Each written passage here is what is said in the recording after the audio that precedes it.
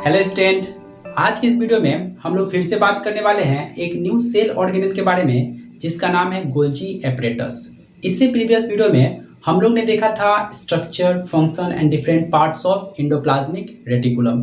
उसमें हम लोग ने समझा था कि एंडोप्लाज्मिक रेटिकुलम का हम लोग के बॉडीज़ के अंदर सेल बॉडीज़ के अंदर क्या कुछ फंक्शंस है, इसका ओरिजिन कहाँ से हुआ और ये कैसे कैसे हम लोग के बॉडीज़ में अपने एक्टिविटीज़ को परफॉर्म करता है। तो उसी तरीक़ा से आज हम लोग एक न्यू सेल ऑर्गेनेल के बारे में डिस्कस करने वाले हैं जिसका नाम है गोल्जी एपरेटस। इससे मैक्सिमम टाइम एग्जाम में पूछे जाते हैं कि इसका कैसा स्ट्रक्चर होता है, इसके कितने पार्ट्स होते हैं, ये कैसे कैसे हम लोग के बॉडीज़ सेल बॉडीज़ में एक्टिविटीज़ को परफॉर्म करता है। ये सारे क्वेश्चन का हम लोग डिस्कस आज के इस वीडियो में करने वाले हैं। तो आइए हम लोग सबसे पहले समझते हैं कि आपसे यदि कोई पूछ दे कि भाई बताइए कि गोल्जी एपरेटस जो है वो किसके हेल्प से बनता है, मतलब सेल में इसका जो फॉर्मेशंस है वो कौन करता है, तो आपको क्या नाम लेना है कि हम लोग ने देखा था कि जो एंडोप्लाज्मिक रेटिकुलम का दो पार्ट्स था, एक था रफ और दूसरा था स्मूथ।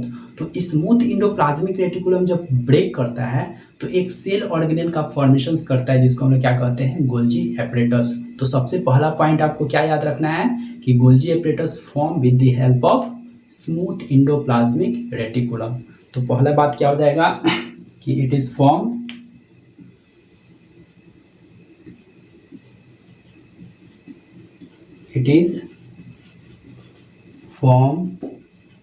with the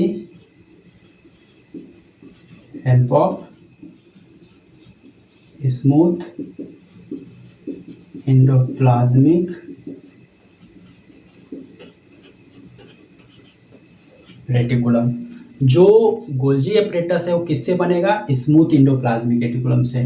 तो ये बात आपको क्या रखने हैं, याद रखने हैं। अब बात आता है कि जो गोल्जी एपरेटस है इसका डिस्कवरी कौन किया था, इसको फर्स्ट टाइम किसने ऑब्जर्व किया था। तो इसको फर्स्ट टाइम मेनली कैमेलियो गोल्गी ने 1897 में इसको क्या किया था, ऑब्जर्व किया था। तो उसी बात को हमने यहाँ पे लिखा है कि Camillo Golgi was the first to observe Golgi apparatus in 1897। मतलब 1897 ईस्वी में जो गोल्जी एपरेटस का डिस्कवरी हुआ था वो किसने किया था, कैमेलियो गोल्गी ने। तो ये बात आपको याद रखने हैं। अब बात आता है कि जो गोल्जी एपरेटस है ये हर तरह के सेल में रहता है, तो आपको बोलना है नहीं, ये सिर्फ और सिर्फ यूकैरियोटिक सेल में रहता है। यूकैरियोटिक सेल में ये प्लांट सेल में भी रह सकता है, एनिमल सेल में भी रह सकता है। और जो इसका नेटवर्क लाइक स्ट्रक्चर जो रहता है, अगर ये स्ट्रक्चर आप देख रहे हैं तो इस स्ट्रक्चर में जो ये नेटवर्क लाइक स्ट्रक्चर है इसी को हम लोग क्या बोलते हैं, सिस्टर्नी पार्ट। ये बात आपको एकदम इंपॉर्टेंट फॉर्म में याद ही रखने।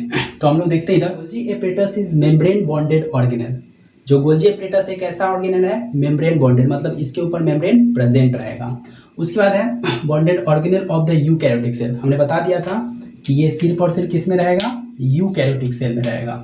मतलब ये प्रोकैरियोटिक सेल में पाया नहीं जाएगा। That is made up of series of flattened structure called cisternae. जो यह फ्लैटेड स्ट्रक्चर जो इसमें दिख रहा है इस पार्ट को हम लोग क्या बोलेंगे, सिस्टर्नी पार्ट। तो ये बात आपको याद रखना है, जो फ्लैटेड फॉर्म में स्ट्रक्चर है, मतलब ट्यूबुलर फॉर्म में स्ट्रक्चर प्रेजेंट रहता है इसके अंदर।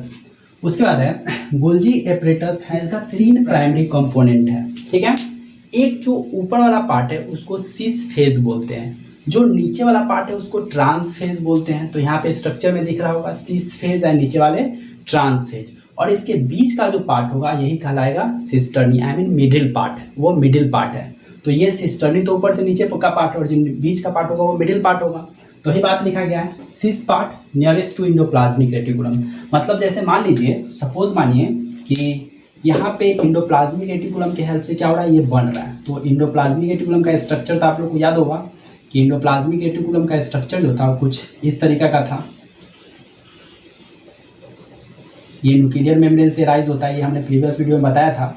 तो मान लीजिए कि जब ये टूटेगा ये वाला पार्ट मान लीजिए यहाँ से यहाँ तक स्मूथ वाला पार्ट है, ये वाला पार्ट क्या हो गया, स्मूथ वाला पार्ट। तो जब स्मूथ वाला पार्ट जब टूटेगा तो स्मूथ वाला पार्ट जब ब्रेक करेगा तो ये वाला जो होगा, जो ये ऊपर का जो पार्ट जाएगा, जो ये ऊपर का पार्ट जाएगा, ये वाला पार्ट क्या होगा, ये होगा इसका सिस पार्ट होगा, ठीक है। जो किसके नज़दीक होगा, ये एंडोप्लाज्मिक रेटिकुलम के नज़दीक होगा। मतलब इसी फिगर को आप यहाँ से तोड़ के ऐसे करके अगर देखिएगा तो ये फिगर कुछ इस तरीका का दिखेगा। और जो ऊपर वाला पार्ट होगा किसके नज़दीक होगा, एंडोप्लाज्मिक रेटिकुलम के, और जो नीचे वाला पार्ट होगा, जो ट्रांस पार्ट होगा, वो किसके दूर होगा, एंडोप्लाज्मिक रेटिकुलम से दूर होगा।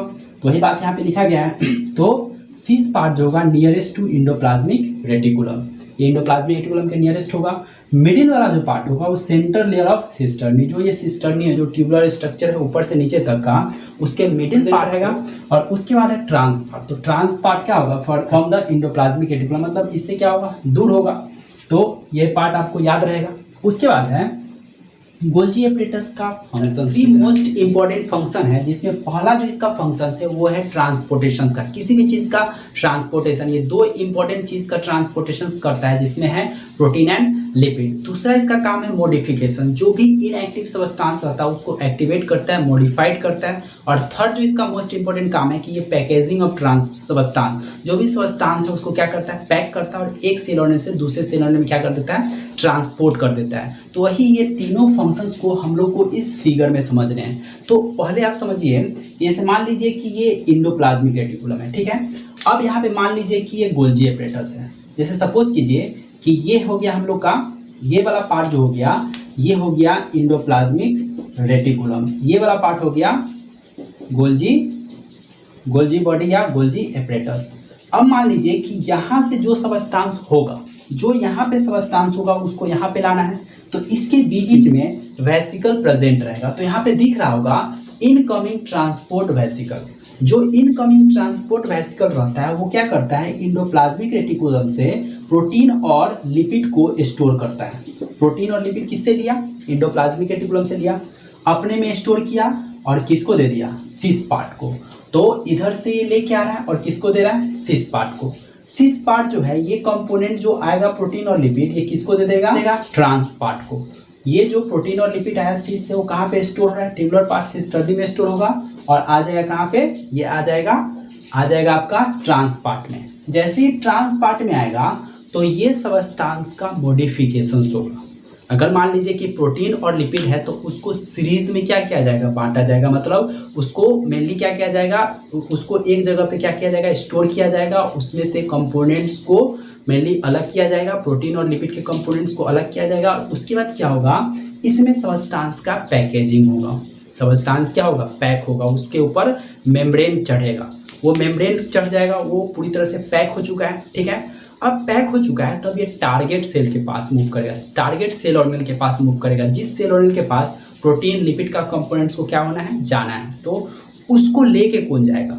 अब बात है कि वह प्रोटीन और लिपिड जो इसमें पैक हो चुका है वो अब लेके कौन जाएगा। तो लेके जाने के लिए इसके पास रहता है वो सेक्रेटरी वेसिकल जो है, वह सेक्रेटरी वेसिकल क्या करेगा, उस कंपोनेंट को स्टोर करके, पैक इस कंपोनेंट को स्टोर करके और यहाँ से कहाँ पहुँचा देगा, टारगेट सेल के पास पहुँचा देगा। बात क्लियर है। तो वही बात को हमने सारे पॉइंट्स को मिला के इस पॉइंट में हमने इधर में लिखा है, इसको थोड़ा गौर से समझिएगा। जिसमें लिखा गया है कि the protein and lipid receive at the cis phase. Just हमने भी बताया कि जो प्रोटीन और लिपिड है वो कहाँ पे रिसीव हो रहा है, सिस फेज में रिसीव हो रहा है। कहाँ से आया था वो, इंडोप्लाज्मिक रेटिकुलम से आया था, ठीक है। Derive in the cluster of the fused vesicle that lies between endoplasmic reticulum and Golgi apparatus. यहाँ पे इस चीज़ को यहाँ से समझिए, जो यहाँ पे गोल्जी एपरेटस है और यहाँ पे इंडोप्लाज्मिक रेटिकुलम है, इसके बीच में जो वेसिकल रहता है इसी को हम लोग क्या कहते हैं, इनकमिंग ट्रांसपोर्ट वेसिकल, ठीक है, गोल्जी एपरेटस। ये बात याद रहेगा। As protein and lipid progress from the cis face to trans face, they are modified into functional molecule. यहाँ पे है मॉडिफिकेशंस, ट्रांसपोर्टेशन वहाँ से हुआ, ट्रांसपोर्ट हो रहा है सब्सटेंस का। उसके बाद क्या हुआ, उसको फंक्शनल कंपोनेंट में कन्वर्ट किया गया, मतलब उसको मॉडिफाइड किया गया। जब वो मॉडिफाइड हो गया, modified protein and lipid are sorted. Sorted मतलब होता है उसको सीरीज में लाना, मतलब जो भी सब्सटेंस है उसको एक सीरीज में लाना है, ठीक है, क्रमबद्ध में उसको लाना है, एक कंपोनेंट्स को एक सीरीज में लाकर उसको सजाना है। और जब वो पूरी तरह से सीरीज में आ जाएगा, उसको एकदम पूरा तरह से हम लोग सीरीज में ले आएंगे तो उसको पैक करके क्या करना है, ट्रांसपोर्ट कर देना है, ठीक है। इन दी ट्रांस गोल्जी नेटवर्क, मतलब कि जो सॉर्टेड जो अरेंजमेंट का जो प्रोसेस होगा इसके ट्रांस गोल्जी एपरेटस के पास होगा।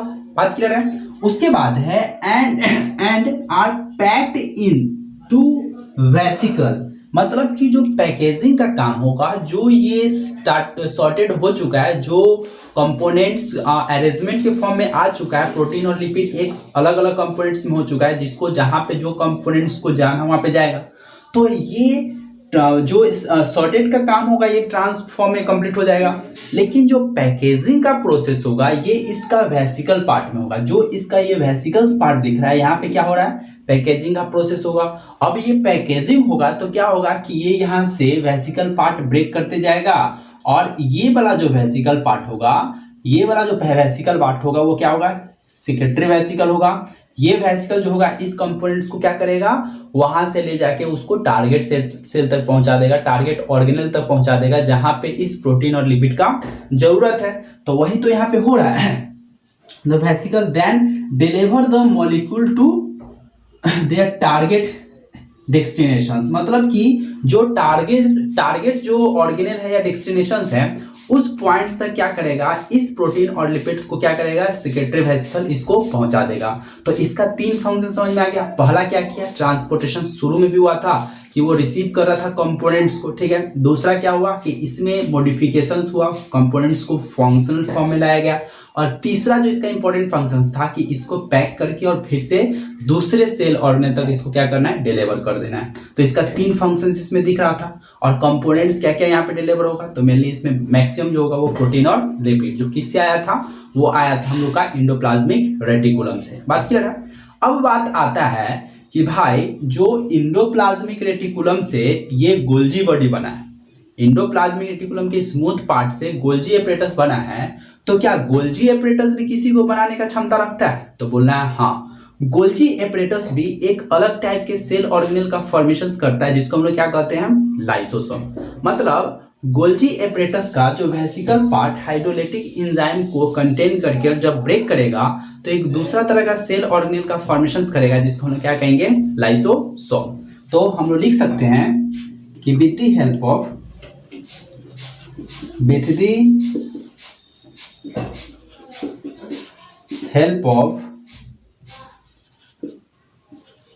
Golgi apparatus formation of another cell organelle called यहाँ पे क्या होगा, लाइसोसोम। तो लाइसोसोम का जो फॉर्मेशन होता है, जो लाइसोसोम फॉर्म होता है वो किसके हेल्प से होता है, वो गोल्जी एपरेटस के वेसिकल पार्ट से होता है। तो बात यहाँ पे याद रहेगा कि गोल्जी एपरेटस किससे बना, स्मूथ एंडोप्लाज्मिक रेटिकुलम की हेल्प से, और गोल्जी बॉडी ने किसको बनाया, तो वो बनाया लाइसोसोम को। तो एक बात यहाँ पे और याद रखिएगा, यहाँ पे लिखा गया है न्यू फॉर्मिंग वेसिकल। जो मान लीजिए कि जैसे जैसे ये वाला वेसिकल ओल्डर होगा, जैसे जैसे ब्रेक करेगा वैसे वैसे क्या होगा कि एक नया वेसिकल यहाँ से क्या होगा, फॉर्म होते जाएगा, और यही वेसिकल यहाँ पे क्या करेगा, एक न्यू वेसिकल्स का रूप ले लेगा, ठीक है। तो जो न्यू फॉर्मेशन होता है वेसिकल का वो किस पार्ट से होता है, तो ट्रांस पार्ट से होता है। ये हमेशा याद रखिएगा कि ट्रांस पार्ट से न्यू वेसिकल का फॉर्मेशन होता है, ठीक है। तो यहाँ से सिस फेज से रिसीव होगा, यहाँ पे स्टोर होगा सिस्टर्नी पार्ट में, उसके बाद इस पार्टिकुलर पॉइंट्स पे क्या होगा, यहाँ पे मॉडिफिकेशन होने के बाद यह जो वेसिकल पार्ट जो दिख रहा है, वेसिकल्स पार्ट में क्या होगा, पैकेजिंग का काम चलेगा। जो भी सबस्टांस प्रोटीन और लिपिड है उस पे क्या होगा, एक मेम्ब्रेन का कवरिंग होगा, सबस्टांस का पैकेजिंग होगा, और पैकेजिंग होने के बाद ये दे दिया जाएगा सेक्रेटरी वेसिकल को। सेक्रेटरी वेसिकल जो है इस सबस्टांस को लेके टारगेट सेल ऑर्गेनेल तक क्या करेगा, उसको पहुंचा देगा। तो इस तरह से गोल्जी एपरेटस का काम होता है कि यह प्रोटीन और लिपिड को मेनली क्या करता है, पहले तो मॉडिफाइड करता है, फिर उसको पैक करता है, और देन आफ्टर उसको ट्रांसपोर्ट कर देता है। लेकिन एक बात ये भी रखना है कि यह अपने कुछ अमाउंट में पूरा तो प्रोटीन और लिपिड दूसरे सेल तक नहीं भेजता है, यह कुछ अमाउंट्स में अपना जो प्रोटीन और लिपिड का कंपोनेंट है इसको अपने इंटरनल पार्ट्स में भी यूज करने के लिए रखता है। बात क्लियर है। तो आज के वीडियोस में हम लोग ने मेनली गोल्जी एपरेटस के स्ट्रक्चर, फंक्शंस और डिफरेंट पार्ट्स को देखा, और इससे जो जितने क्वेश्चन आ सकते हैं वो हम लोग यहाँ पे कवर करने का कोशिश किया है। तो आई होप आज का वीडियो आप लोग को समझ में आया होगा। यदि किसी पॉइंट में आपको कोई डाउट होगा तो आप कमेंट बॉक्स में जाके बता सकते हैं कि आपको कहाँ पे डाउट है।